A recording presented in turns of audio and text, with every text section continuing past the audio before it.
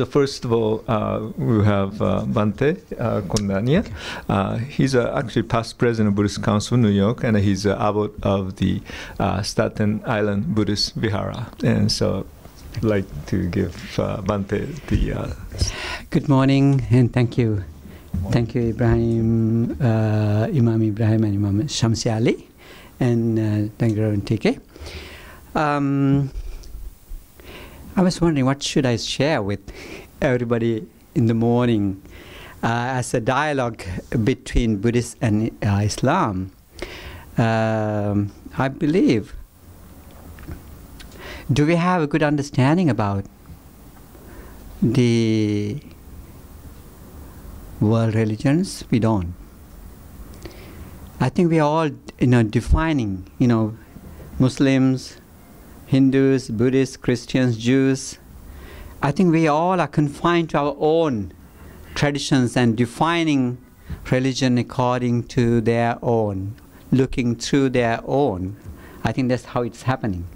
So, however, I think it's my duty to share how we Buddhists, who are the Buddhists, what the Buddhists are doing. So I will go on that explaining, because I don't have to go to explain Islam, because imams are here so they can share their views. And also please correct myself whatever if I say something wrong. Maybe sometimes I touch upon things. Of course, Buddhists go with the teachings of the Buddha. So even TK and myself, we are Buddhist, yet in a certain period in the history, we have become two different schools. Within India itself, Buddhism began in India. So then there's another kind of view added to it, calling Mahayana, or the greater vehicle. So they are within us also, there are some differences. But fundamental teachings are there. We all share the important fundamental teaching part.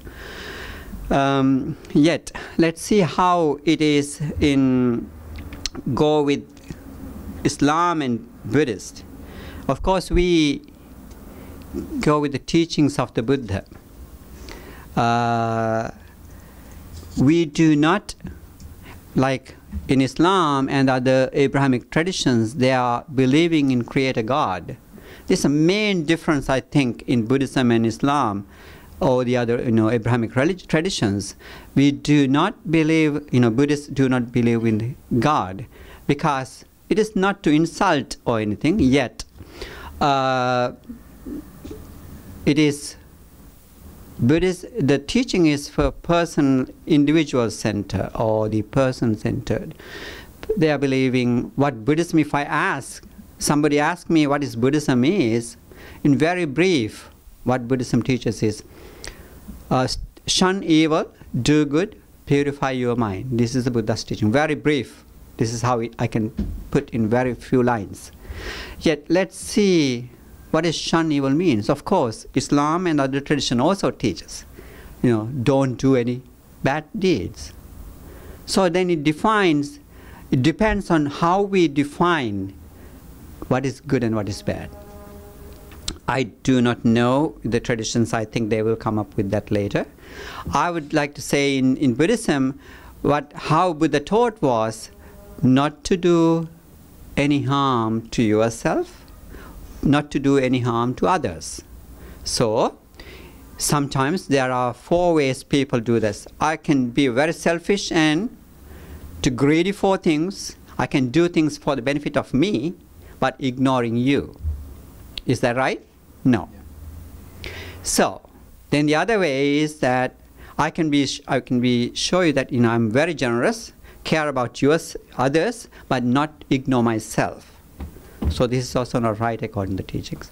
The third person could be very, there are some people, I think we all understand that they don't care about themselves, they don't care about the others.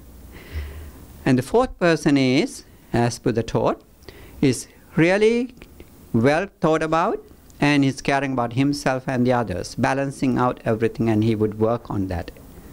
So very generously about themselves as well as the others. So this is the right thing to do according to the teachings of the Buddha. He was advising to his son, who later became a monk, and this is where he goes, that's advice to Rahula.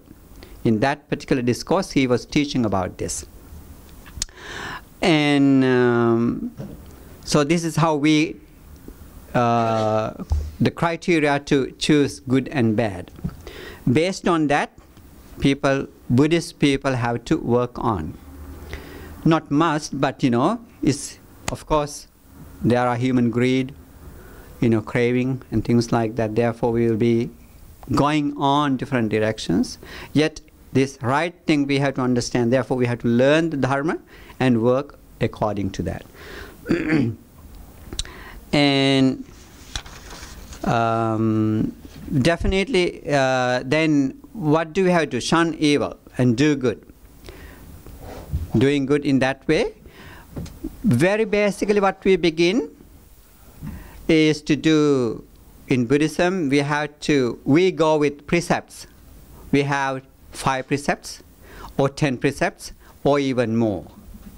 And as monks and as well as the other individuals, lay committees start with their life with 5 basic principles: not to kill or harm any life, or to be respectful of all living beings, not to take anything which is not given to us, or in other words, not to steal, not to commit any sensual misconducts, which is polluting yourself, defiling yourself, to craving for sensual pleasures.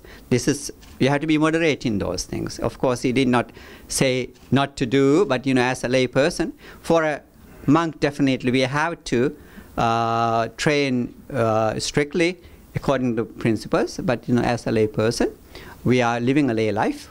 You have to have a moderation. You have to balance yourself, and not to lie or misuse or abuse our words, and not to take an intoxicants which could violate all spiritual principles. These are the basic 5 precepts that human, Buddhist way of life begins. And this is what we call as sila. I believe also in Islam you have those, there are certain restrictions that you have to go with. You are not allowed to do everything that as you wish, because greed, hatred, and delusions are root causes of our problems in human world, in human societies. So, of course, this, greed, hatred, and delusions are in Buddhism, major causes of the problems. And instead, what we have to do is, instead of greed, we have to be generous. Generosity should be practiced. Instead of hatred, we have to practice compassion. Metta, or loving kindness in our words, we say that. Friendliness, and then go into compassion. Also in compassion, when we talk about compassion, it's not just in your mind, but we have to put ourselves into practice. And I think in the current world you can see there are Buddhist organizations called engaged Buddhist. So engaged in activities, doing for the benefit of people, working for the benefit of people, like what we call in Buddhist organization, Venerable Bhikkhu Bodhi is doing global relief programs, engaged in practicing, so people can contribute and come up and with very compassionately, not only the mind, but then you contribute yourself, either your time or whatever the way is possible. So that way we can get involved with the activities for the benefit of human societies. Of course, now, according to Buddhism, even not just doing unwholesomeness or negative activities or just doing good activities is not enough. For us, there's it's not linear, but it is a cycle of life and death, what we call as samsara. So we are in the cycle of life and death. So as far as we have karmas, it's a very important concept in Buddhist teaching, karma. We are all our intentional actions produce karmas, karmic energy. Like that we have karma, the energies cannot I think it takes time to disappear. So like if you are scientists, like half-life theories in science, in chemistry, in physics. So it's very similar to that. It takes longer time to get rid of this karmic energy. So as far as you have karma, I always see that as a karma as life is as a vehicle, karma as a fuel into that. While as far as you have gas, car keeps going. Very similar, as far as we have karmas, it keeps going in so many lifetimes. So what Buddha taught was eradicate the karmas, at the either good or bad, positive or negative karmas to eradicate. So doing so, what we do, what we have to do is practice meditation. Practicing meditation is purification, way to purify yourself. So this is what Buddha taught. Individually, we have to purify ourselves. No outside person can purify you. Even Buddha cannot purify you. Buddhas are merely show the path. We have to walk the path. So this is what Buddhism in very brief. So therefore you can see that there are in the Buddhist world, in every tradition teaching meditation. Of course, in Mahayana tradition we talk about Zen or Zazen, or Chan they call it. In Zen, of course, in Japanese tradition they call it same thing. But we call, that word comes from very original teachings, what we call as jhana. Jhana become Chan, Chan become Zen, or Song in Korean tradition. So this is how it goes. So it's very important part. If we don't do practice meditation, it doesn't happen.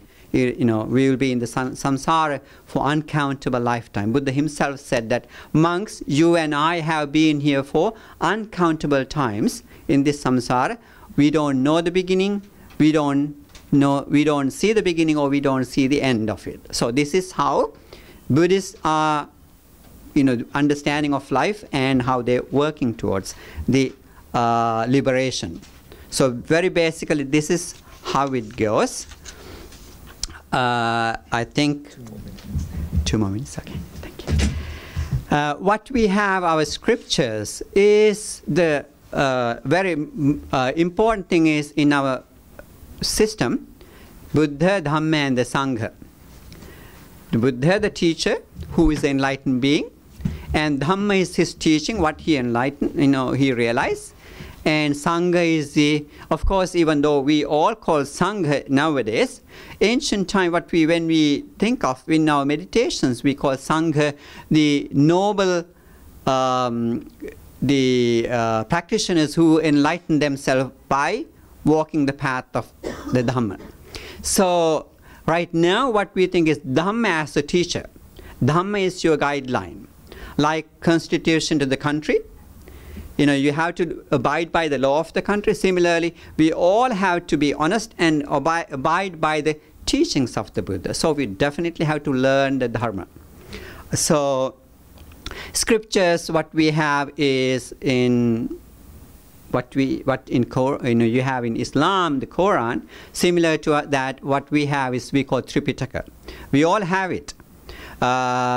Sutras or discourses of the Buddha, and then the Abhidhamma, the psychology of Buddhist psychology part, and then the ethical code for the monks and nuns in the world.